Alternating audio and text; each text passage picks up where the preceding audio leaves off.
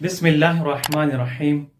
मकतब जाफरी की जानिब से एक अहकाम का कंपटीशन रखा गया था जिसके विनर 5 हैं और जिनके अस्मा ये हैं: नाजिया हसन, मासूमा फातिमा, नेहा मिर्ज़ा, जफ़र हसन, इस्मत ज़हरा।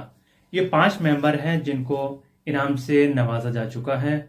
और फिर दोबारा खुदा का शुक्र है कि एक कंपटीशन रखा गया है जो कि फिलहाल चल रहा है और जिसका एग्जाम 15 फरवरी को होगा गूगल फॉर्म्स के जरिए, और 2 वीडियो डेली रोजाना ग्रुप्स में शेयर की जा रही हैं। आप शिरकत करें और जो इनाम से इनको नवाजा गया है आप स्क्रीन पर देख सकते हैं। आप भी शिरकत करें ताकि आप भी इनाम हासिल कर सकें और इस वीडियो को दूसरों को शेयर करें, दूसरों को बताइए।